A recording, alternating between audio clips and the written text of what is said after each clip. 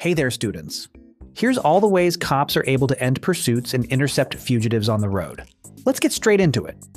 Number 1. The pit maneuver. You've seen the dash cam footage. A cruiser nudges the rear quarter panel of a speeding car, and suddenly, the fugitive is spinning 180 degrees into a ditch. That's the PIT maneuver, Precision Immobilization Technique. It looks like a simple bump, but it's actually a delicate dance of physics. The officer has to match the fugitive's speed perfectly, then steer sharply into the rear wheel well. The goal? Break the friction of the back tires. Once those tires lose grip, the car starts spinning like a Beyblade on steroids. But there's a catch. This isn't a whenever, wherever move. Most departments ban the PIT at speeds over 35 or 40 miles per hour because at that point, you're not just casually stopping a car, you're technically using deadly force. It's a high-stakes calculation where one wrong inch can flip both vehicles or create larger damage for the people around.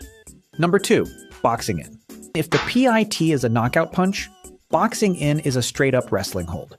This maneuver requires incredible coordination from all units involved. You'll see 3 or 4 cruisers surround a suspect's vehicle while it's still moving.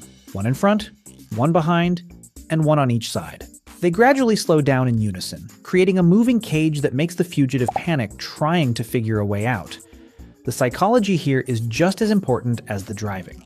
It's about taking away every single exit strategy until the driver wishes they had one of those ejectable seats like in military jets. This maneuver is much safer than a high-speed crash, but it's incredibly difficult to pull off if the suspect is driving like a maniac or has a vehicle much heavier than the patrol cars. Number 3. Spike strips. You might know these as stop sticks, and they are the ultimate hidden weapon. An officer stands on the shoulder of the highway, waits for the perfect second, and tosses a set of hollow Teflon-coated spikes across the pavement. But here's the thing people get wrong. They don't make the tires pop immediately like popcorn in a microwave. Instead, modern spike strips are designed for a controlled deflation. The hollow spikes stay in the tire, letting the air bleed out slowly. Why? Because a total blowout at 100 miles per hour would usually end up in a catastrophic rollover. And I'm willing to bet the bystanders around wouldn't exactly be happy about that. By losing air gradually, the car eventually slows down to the rims, making it impossible to steer or maintain speed, effectively hobbling the vehicle without sending it flying like the Team Rocket. Number 4. Ramming. When the PIT maneuver is too risky or the vehicle is too big to be nudged, police resort to ramming.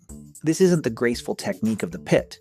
It's blunt force trauma. This is usually a last-ditch effort used when a suspect is an immediate threat to life, like a driver heading the wrong way on a highway. Officers are trained to target specific points of the vehicle to disable the engine or pin it against a guardrail. It's brutal on the cruisers, often totaling them, and it's even harder on the officers' bodies. It's the ultimate statement that the chase ends now, regardless of the damage to the equipment. Number 5. The grappler. This looks like something straight out of a Batman movie. The grappler police bumper is a heavy-duty nylon netting tucked into a retractable fork on the front of a police truck. When the officer gets close enough to the fugitive's rear tire, they lower the fork and the net snags the spinning rubber. In a split second, the net wraps around the axle and hugs it tight. The officer then hits the brakes, and because the net is tethered to the police vehicle by a high-strength cable, they literally lasso the car to a stop. It's incredibly effective because it doesn't rely on the fugitive's cooperation. Once that net is on the wheel, that car isn't going anywhere. Number 6. Roadblocks. The roadblock is the oldest trick in the book, and everyone who's played some GTA is pretty familiar with it.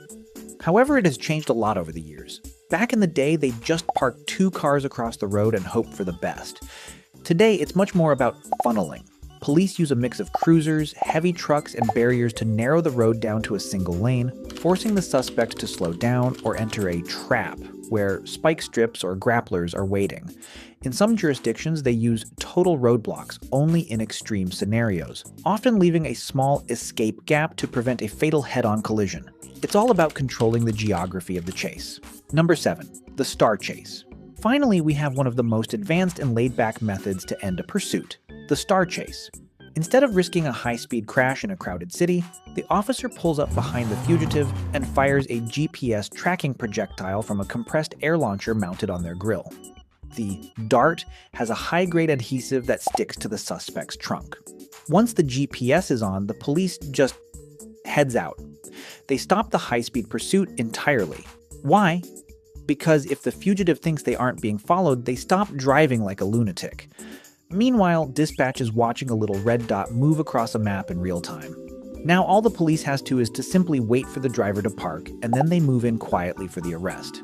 It's the ultimate work smarter, not harder tool in the modern arsenal, made for the chillest cops. These are all of the most widely used police interception methods as of today. If you enjoyed the video, please leave a like and subscribe. It would really help me out a ton.